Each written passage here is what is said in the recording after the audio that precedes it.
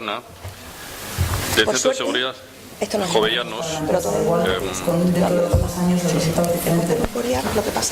Salvamento Marítimo, es técnico del servicio propio de SASEMAR y es instructor de seguridad. Abordará el tema de formar sin desinformar en prevención de riesgos. Bueno, no creo que pueda prometeros hacer aquello, aunque sé que lo deseáis, de Groucho Marx, de voy a ser breve, ya he terminado. Pero bueno, voy a intentar. Decía Damaso Alonso que una síntesis vale más que 10 resúmenes, pero es difícil sintetizar. Bueno, yo quiero agradecer sobre todo ya no solo a Osalán, sino también a Arantxa, que fue la persona con la que yo contacté y me ha dado alojamiento y mimos estos días. Hace 30 años... yo estaba sentado donde estáis ahora vosotros y vosotras. Yo la primera vez que conocí Sánchez, tenía más pelo, lógicamente era bastante más joven, fue a través de una beca que me concedió la UPV para los cursos de verano. Luego volví 4 veces seguidas más. Así que, pues nada, aprovechar. ¿Por qué formar para no desinformar? Pues mirar, entiendo que lo vais a ir resituando en función de la presentación que os voy haciendo, ¿no? Pero sobre todo porque creo que cuando mis alumnos se aburren, aquellos que... El sector de la construcción, no sé si lo recordáis, ¿no? En este país había un sector muy potente que movía un Producto Interior Bruto tremendo, que era el sector de la construcción. Yo pillaba a mis alumnos de 6 a 9 de la tarde, después de haber estado trabajando todo el día en el sector de la construcción, y ¿sabéis lo que les tenía que explicar? La Ley de Prevención de Riesgos Laborales. No sesteaban apenas, pero la culpa no era de ellos, lógicamente, ¿no? Evidentemente era mía. ¿Por qué os digo esto? Porque yo soy un mero técnico de prevención. Estuve 11 años trabajando de freelance y de auditor, y ahora me integré en el servicio de prevención de una empresa que se llama Salvamento Marítimo, que creo que todos conocéis. Y soy un mero técnico de prevención. Llamadme publicano, decía León Felipe, ¿verdad? Entonces, ¿qué ocurre? Que le he dado la chapa a más de 12.000 alumnos a lo largo de mi vida profesional. Y creo que si me auditáis y auditáis a mis alumnos, creo que al final no pueda decir que haya hecho las cosas muy bien. Y sabéis una máxima que yo tengo que es muy básica, una máxima muy de técnicos de prevención, ¿no? Los trabajadores ya están lo suficientemente jeringados y lo que les queda como para que intervengamos los técnicos de prevención y encima salgamos de esos puestos de trabajo habiendo no solo mejorado lo mismo, sino habiéndolos perjudicado. De ahí un poco esta parte de formar para no desinformar. Bueno, yo quiero cambiar algunos tipos de paradigmas y de ideas, ¿no? Y por supuesto voy a hacer mucha autocrítica al sector, a la profesión y a mí mismo, ¿no? Lo primero de todo es una presentación muy sencilla y muy rápida, ¿no? Yo os dije que trabajaba en Salvamento Marítimo. Nosotros tenemos un servicio de prevención propio. Yo soy un mero técnico, como os decía, y como os cuento, pues me dedico a dar, mucha parte de mi trabajo es dar sermones, ¿no? Y procurar que la gente se esté y cabecee mucho. El centro donde yo me ubico es un centro de formación que podéis revisarlo por ahí, no voy a meter vídeos corporativos, no voy a perder el tiempo en ello, pero es el centro de formación de esta empresa pública estatal que depende de la Dirección General de la Marina Mercante, el dinero por delante, por cierto, que está a vuestra disposición. Es un centro público que está ubicado en Asturias, que tiene unas instalaciones, pues oye, muy chulas para hacer cosas, ¿no?, de formación. ¿Cuál es el objetivo? El objetivo ya no es solo que la formación marítima haya evidentemente que reglar y capacitar a los trabajadores. Nosotros damos formación a nivel industrial, a nivel de cursos de prevención de manera clásica, etcétera, etcétera, ¿no? Y esas instalaciones nos permiten hacer muchas cosas. Voy a tratar, pues, de armonizar un poco esto, ¿no? Porque al fin y al cabo la idea sobre todo no es ser únicamente transmisor de conocimiento, ¿no?, sino evidentemente algo mucho más allá de todo eso. Como os digo, os invito a que conozcáis este centro y las instalaciones porque son de todos vosotros y de todos vosotros, ¿no? ¿Qué ocurre? Fijaros, pues al final que nos encontramos con algo que también Javier introducía. A lo mejor no fuiste demasiado cañero en todo eso, pero yo estoy de acuerdo contigo, ¿no? La ley de prevención nos habla de generalidades, de puestos de trabajo y de trabajadores y trabajadoras, y nos habla de esas ideas, ¿no?, desde el punto de vista abstracto, de las generalidades. Pero claro, ¿cuántas veces a lo largo de la gestión hemos de individualizar los procesos, ¿no? Yo sé que analizar en Gamesas o en Siemens todos los puestos de trabajo de todos los trabajadores es muy complejo, ¿no? Pero evidentemente debemos tender cada vez más a los modelos que individualicen, ¿no? Si estamos hablando de formación, estamos hablando de educación, ¿no? Y si estamos hablando de educación, tenemos que hablar de esos modelos que vayan haciendo trajes a medida para nuestros trabajadores o alumnos, ¿no?, en todo caso. Por eso, evidentemente, se presentan distintos tipos de trámites, ¿no? Desde la idea en la que podemos encontrarnos desde necesidades que vienen vinculadas a macroautopistas autopistas, con peajes o sin peajes, o evidentemente un camino de Santiago que creo que pasa por aquí por la playa de la Concha, que es una maravilla, ¿no? Pero la idea es esta, y luego volveré sobre ello, ¿no? ¿Por qué os digo esto? Porque al final nosotros tenemos evidentemente una serie de necesidades y una serie de tipos, clientes, empresas como los que tenéis vosotros y vosotras desde vuestros servicios, auditorías, etcétera, a la hora de cumplimentar los mismos, ¿no? Con unos grados de complejidad y variabilidad importantes.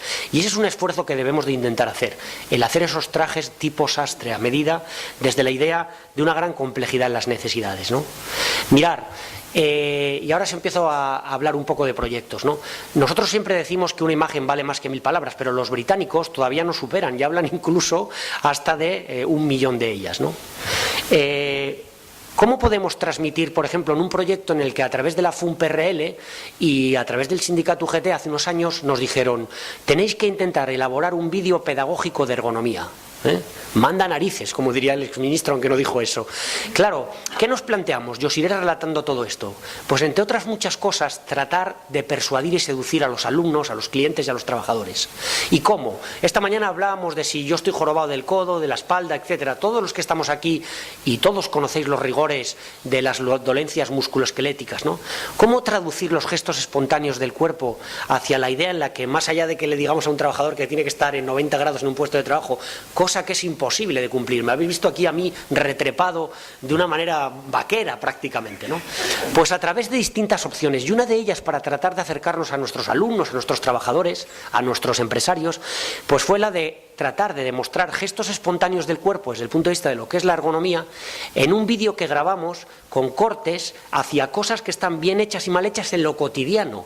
Hay muchos factores donde podemos corregir funcionalidades y donde lo coherente evidentemente se transporta desde nuestros puestos de trabajo a casa y desde casa a nuestros puestos de trabajo, tal y como decía también Javier ahí, es indivisible, inseparable, y a través de una jornada en la que una familia pues lo que hacía era vivir sencillamente.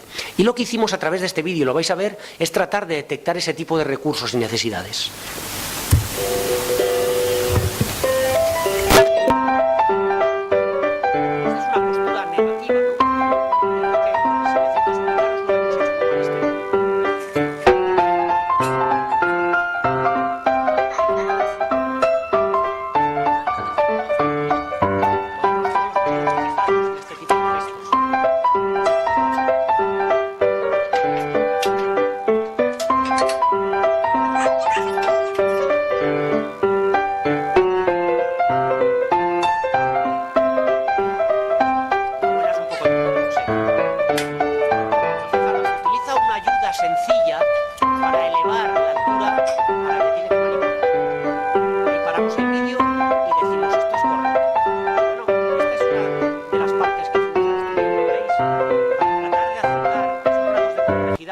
De los gestos espontáneos hacia nuestros trabajadores o alumnos.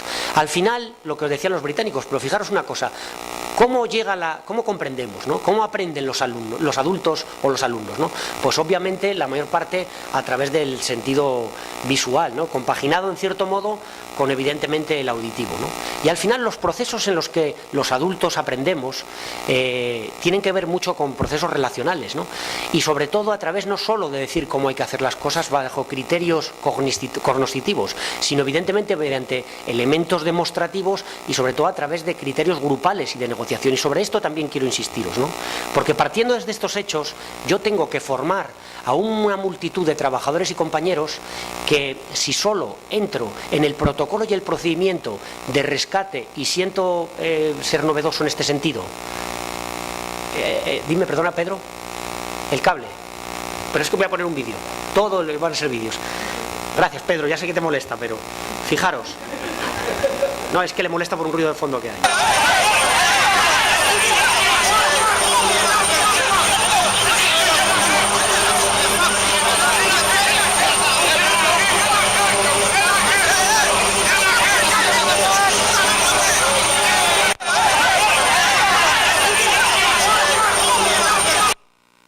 Fijaros, más allá de los procesos de enseñanza de mis compañeros, en los que tienen que utilizar pues un determinado traje respecto a determinados riesgos biológicos, etcétera, y en los que ellos, no sé si lo llegasteis a observar, ¿no? Ellos abarloan a los inmigrantes con mucho cuidado, porque la mayor parte de las veces vuelcan y ahí se producen muchos fallecimientos, a través de un sistema en el que con una línea de vida integrada en la embarcación, no sé si alguno de vosotros lo ha visto, utilizan un anticaídas para que ellos mismos evidentemente no se vayan al agua, ¿no?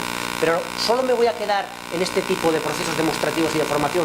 Yo ya cumplo como Daniel Iglesias porque mis compañeros vayan bien equipados con sus mascarillas, Nomex, etcétera, y su línea de vida y su arnés anticaídas, ¿no? Cuando lo que estamos viendo ahí son otro tipo de necesidades reales y están produciendo bajas a mis compañeros por razones que no tienen que ver con el anticaídas, obviamente, ni con la protección biológica, sino con los procesos de frustración relacionales que se dan en las sociedades humanas y en la complejidad de la interacción con otros.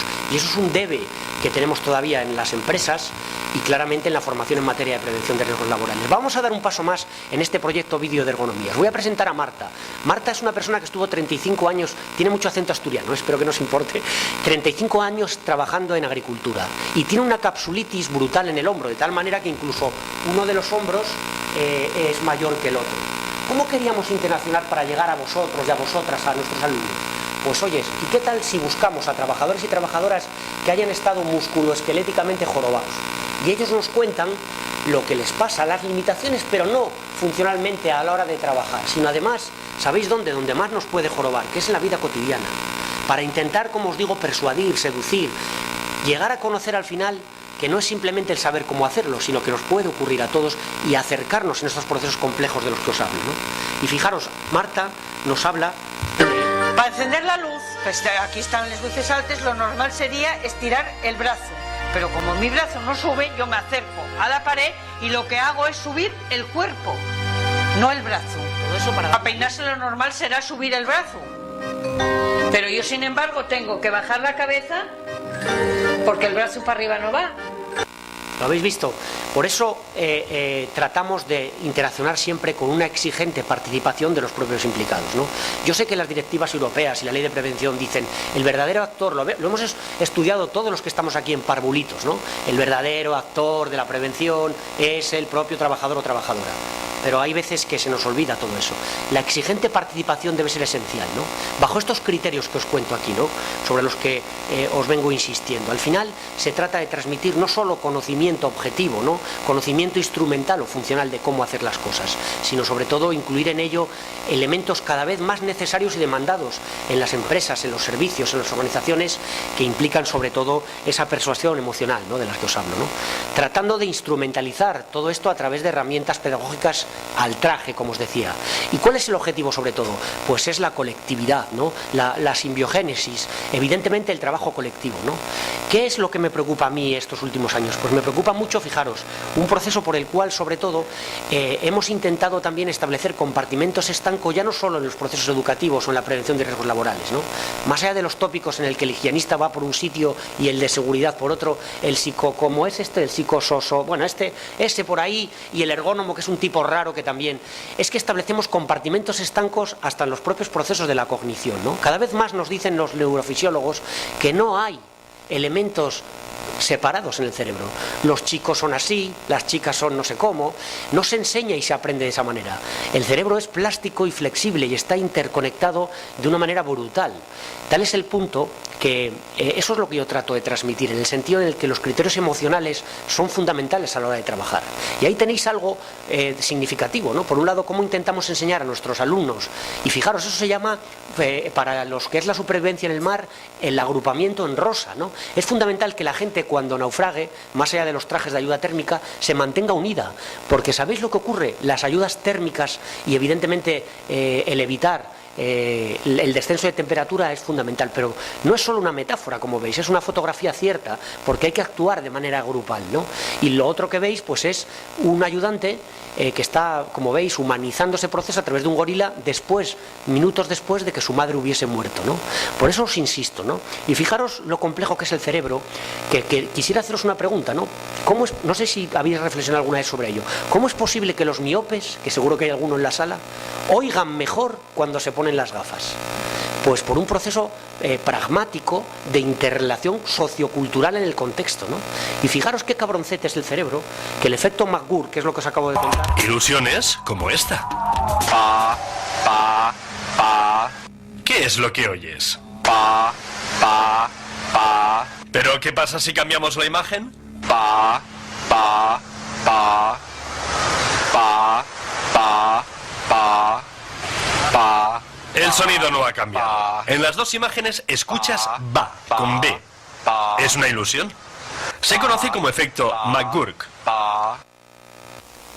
Bien, pues fijaros, ¿qué pasa? Que es lo que os contaba de los miopes, ¿no? Estamos olvidando muchas veces los procesos pragmáticos a la hora de entender, la intercontextualidad. Me hace mucha gracia, sabréis muchísimo más que yo de todo esto. La ISO 45001, ¿sabéis de qué habla? No solo de toma de conciencia, sino de que hay que resituar el contexto de las organizaciones. Bueno, por eso tardó lo que tardó en salir. Y mirar, esto que trato de transmitiros, quiero que lo veáis en este vídeo, ¿no? Fijaros, estar orientado sobremanera, lógicamente, a la acción, ¿no? Esto es un curso que hacemos de rescate, es un helicóptero. Se llama Helicopter Underwater Escape Training. El 60% de las personas que han recibido este curso sobreviven si han recibido, como os digo, este curso. Es obligatorio a través de la industria del lobby, de la industria de los offshore, de la industria petrolera. Pero ¿qué es lo fundamental en este curso? Lo fundamental no es que el alumno sepa utilizar un pocket head o abrir una ventana.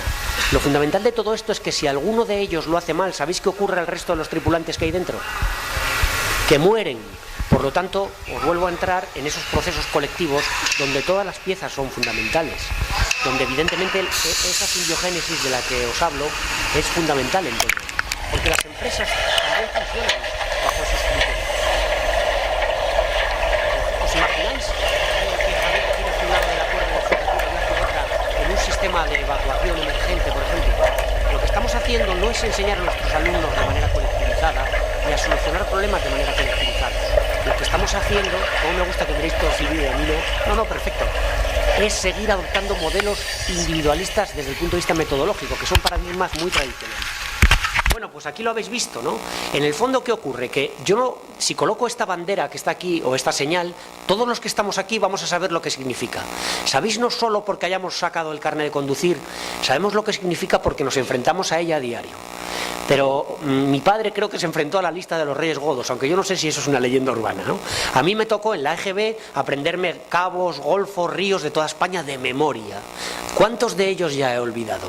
¿Cuánta de esa parte formativa seguimos transmitiendo de manera funcional a la hora de recordar o aprender? Si os coloco esta bandera de aquí, me diréis, me habéis pillado, ¿no? ¿Por qué? Porque esta bandera es posible que la estudiásemos en algún momento dado. ¿Cuál? Que es la de Kiribati, ¿eh? La puse un poco complicada, pero es posible que no existiese ni nuestra GB, ¿verdad? Pero ¿qué ocurre? Que hay banderas que vamos a olvidar porque no nos vinculamos a ellas, pero hay banderas o señales que sí, evidentemente, porque estamos relacionándonos con ellas de una manera operativa. Y fijaros, esto es algo que también madres, sobre todo, pero también padres, conocéis, ¿no? Esto es un proceso dialógico y relacional de enseñanza, ¿no? Con los medios y recursos que tienen, ¿no? Todos los que tenéis niños pequeños supongo que lo sabéis, ¿no? Cómo la profe enseña a la niña es espectacular. Ese es un proceso coherente. Y claro, fijaros, vengo a desmontar algunos paradigmas, ¿no? No sé si conocéis ese hombre barbudo de la izquierda, ¿no? De la pantalla, ¿no? Ese hombre era Darwin, ¿no? Sabéis que le explicó la selección natural a través de los más fuertes, los más poderosos, bla, bla, bla, ¿no? Todos esos procesos de transferencia individual seguimos asumiéndolo mucho en nuestras sociedades, en las empresas, en los procesos educativos, ¿no? Pero yo vengo a venderos este hombre que era un geólogo que trabajó para el ejército ruso y que en los años 1880 se fue a Siberia, ¿sabéis a qué? A hacer mapas. ¿Y sabéis lo que nos dijo Koprotnik? A diferencia de Darwin, que la gente en Siberia a menos 46 grados, ¿cómo demonios puede sobrevivir? Pues fijaros, lo que nos enseñó Koprotnik es que lo hacen no de manera individualizada, a través del más fuerte, el más machito, el superior, etcétera, sino evidentemente a través de todo lo contrario. Sobreviven por hombro con hombro, por procesos, como os digo, de ayuda mutua y simbiogénesis. Y mirar, este es un vídeo que yo creo que va a explicar muy bien lo que... En determinadas zonas entre arrecifes, cerca de la costa, encontramos áreas arenosas, aparentemente vacías, donde la vida podríamos pensar que casi no se da. Nada más lejos de la realidad. Basta un rato de observación atenta y detallada para encontrar signos de que hay todo un universo vivo, latente e inquieto bajo estas tranquilas arenas. Es en este desolador paisaje donde se da una de las historias más fascinantes entre animales marinos, la relación simbiótica entre el pez gobio y la gamba ciega. Ambos se unen en una relación que les ayuda a sobrevivir en un entorno hostil y que les beneficia mutuamente. El pez gobio cuenta con una excelente visión, mientras que la gamba apenas puede ver y no puede contar con este sentido para sobrevivir a sus depredadores, por lo que confía más en el tacto. Permanece en contacto siempre con el pez gobio, manteniendo al menos una de sus antenas en el cuerpo de este.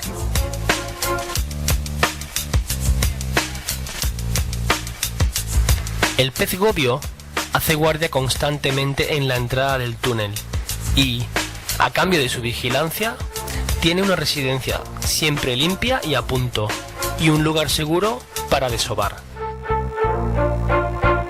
Ahí veis un ejemplo claro transferido a procesos, en este caso de animales, ¿no? Donde se producen estos criterios que trato de comentar, ¿no? Y sobre todo esa ayuda mutua de la que os estoy tratando de transmitir, pues no obviarla nunca desde el punto de vista de los criterios éticos. Yo creo que hay que ponerse las pilas en ese sentido, ¿no? Desde el punto de vista de lo que es la ética, ¿no? Y debería ser obligatorio incluir en nuestros proyectos y procedimientos anexos vinculantes desde el punto de vista ético, porque estamos trabajando con trabajadores, con personas, con alumnos, ¿no? Y fijaros, ¿cuál es la verdadera realidad? Una realidad que casi no alcanzamos a comprender, ¿no? Las propias industrias comienzan a replantearse esto. Las industrias transnacionales invirtieron muchísimo dinero, muchísimos recursos en inversión física, ¿no? En seguridad física. Además, lo que hicieron fue invertir muchísimo en procesos, procedimientos, protocolos, ¿no? Por supuesto, invirtieron en capacitación y formación de los trabajadores, pero ahí está el error. Esas grandes industrias ahora mismo, el modelo DuPont está siendo revisado, ¿no? Esos Safety 1, que todos sabéis de qué hablo, el modelo del profesor de Manchester, ¿no? De James Reason, ¿no? Ese queso que se alinea de una manera extraña, ¿no? Para que el accidente se produzca, ¿no? Las propias multinacionales están dando una vuelta al Safety 1, abordando modelos con mayores niveles de complejidad, ¿no? ¿Por qué? Porque al final hemos invertido en seguridad física, hemos invertido en protocolos y procedimientos, hemos invertido en capacitar a las personas y estamos teniendo repuntes de accidentes. ¿Qué es lo que está ocurriendo? Son universos muchísimo más complejos porque interactúan en ellos la propia complejidad de los propios individuos. Y lo que estamos haciendo mal y que ahora las grandes multinacionales están abordando, dando un paso más allá del Safety 1 a través del Safety 2, ¿qué es? Pues es a través del entendimiento en el que el factor humano no es la causa de los accidentes. Gracias al factor humano, ¿sabéis qué ocurre? Ocurren bastantes menos accidentes de lo que ocurren, ¿no? De los que ocurren. Por lo tanto, esto es un poco el abordaje, ¿no? Dentro de lo que son esas prácticas complejas y esas dinámicas que deben tener en cuenta muy claramente los procesos de aprendizaje, ¿no? Esas buenas prácticas, ¿no? De los contextos donde nos situamos, ¿no? Esto es una calle de Tokio y es espectacular, ¿no? ¿Esta gente está enculturizada de esta manera? Sí, puede ser muy distinta a cómo cruzamos las calles en San Sebastián, pero esta gente no ha ensayado lo que estáis viendo de una manera monocorde. Hay un proceso complejo, hay un proceso emergente en el que no es solo procesos funcionales de enseñanza, ¿no?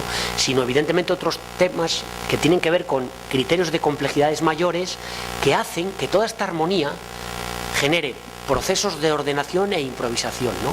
Es un poco como la metáfora del jazz, ¿no? En realidad, que parece ordenado, pero ¿cuántas horas de trabajo existen, ¿no? A lo largo de esas horas, ¿no?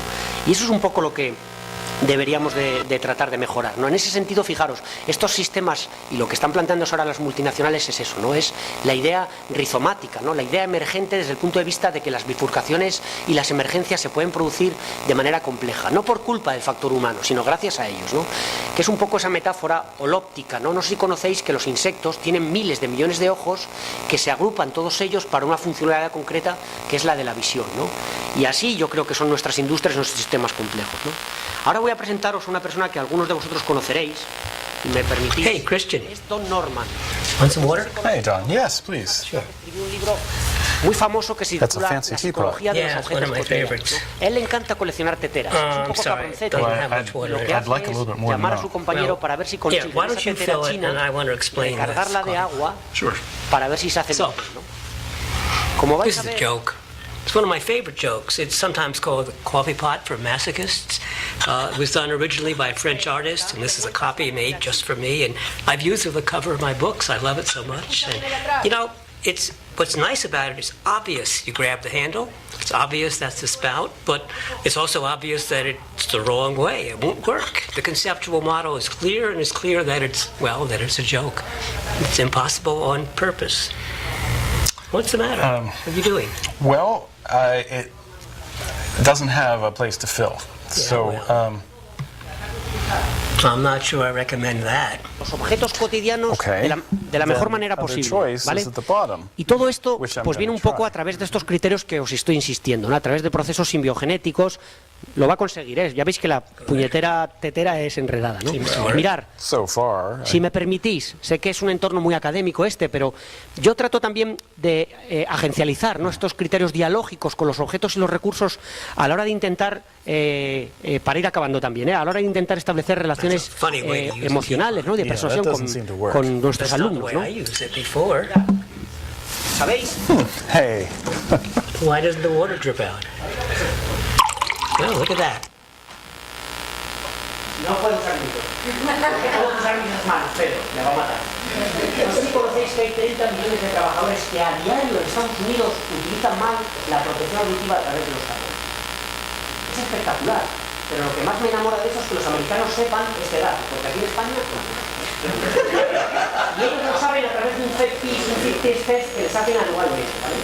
Entonces, fijaos, ¿qué pasa cuando nos creemos protegidos? Hemos enseñado mucho a nuestra gente, pero luego nos vemos en el tejado, al Dios, qué mal lo he hecho, ¿verdad?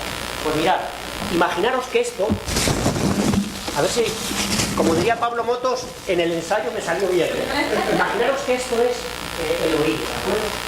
Y esto es la parte externa del oído, ¿vale?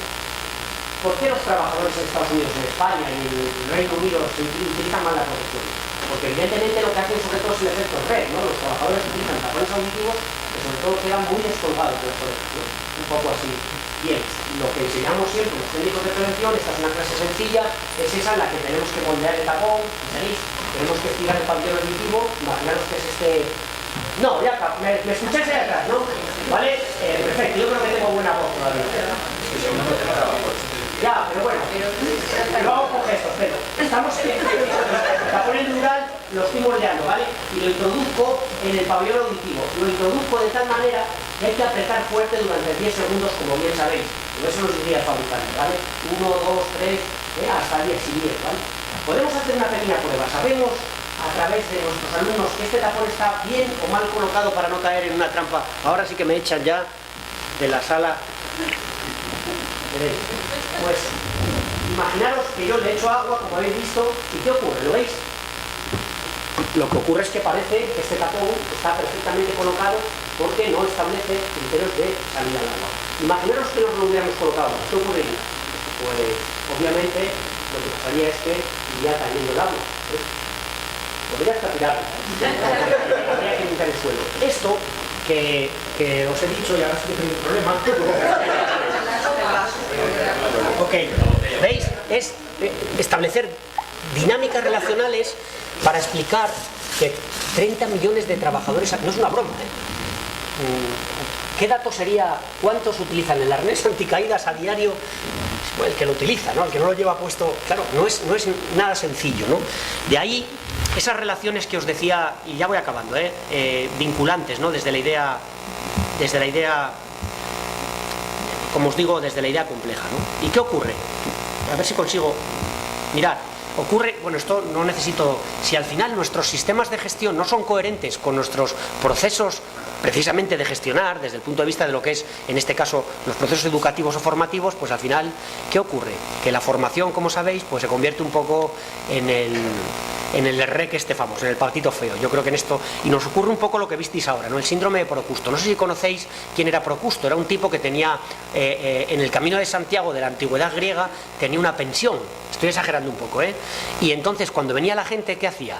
Pues la gente que se acostaba en la cama que él daba, si era muy pequeña, lo que hacía era estirarlas, ¿no? Para que llegasen hasta el borde de la cama. Y si eran muy bajitos, o sea, muy largos, lo que hacía era cortar, ¿no? Es un poco esa desadaptación por la que empezamos hablando, ¿no? Estábamos hablando, y Javier lo introdujo, ¿no?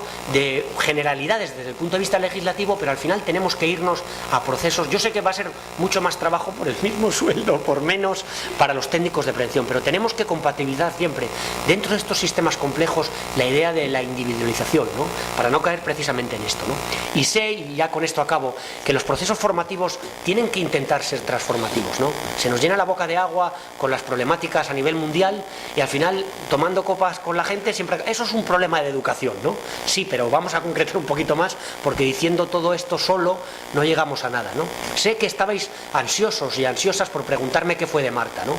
2 años después nos fuimos a preguntarle, después de entrar en un proceso de jubilación, de operaciones, le fuimos a preguntar qué tal le iba, y le dijimos, oyes, después de este tiempo, ¿cómo te va la vida, ¿no? Desde el punto de vista de las discapacidades funcionales que habéis visto, ¿no? ¿Por qué hicimos esto? Sobre todo buscando el vuelco que os he tratado de transmitir, y con esto creo que me voy, es la idea de la persuasión, ¿no? Y a ver qué nos cuenta Marta. Va, seguro que lo consigo. ¿O no? Esperar, Venga, que ahí va Marta, a contarnos cómo le va. Que yo explique el problema que tuve, la enfermedad o eso, por hacer cosas como les hice. Para que la demás gente, pues hoy entienda de que no se puede hacer lo que yo hice. Cuando muchos dicen, hay tal cosa, digo yo, pues no os preocupéis que lo vais a pagar todo. Está todo guardado. No perdéis una de todo lo que hacéis. Ahí lo tenéis todo. Tardará un poco más, tardará un poco menos, pero os va a pasar la factura de todo. Para encender la luz yo tenía que subir el cuerpo. Lo recordáis, no me llegaba el hombro, pero debido a que no trabajo en esfuerzos y que no eso, pues yo ahora mejoré, recupero. Yo ahora ya enciendo la luz normal. ¿Y qué contenta subo el está, brazo? Y lo del peinarme, pues lo mismo, en aquella época tenía que agachar la cabeza para peinarme y ahora pues ya me puedo peinar normal, como cualquier persona. Bueno, con ello que trato de transmitiros también, es un mensaje también de optimismo, no acabar siempre ennegrecidos, porque siempre nos echamos demasiadas piedras a la cabeza y es buena el ejecutar autocrítica, pero también, como veis, hay situaciones en las que queda ciertos grados de esperanza en ese sentido, ¿no? Y con todo esto os agradezco un montón que me hayáis aguantado. Gracias.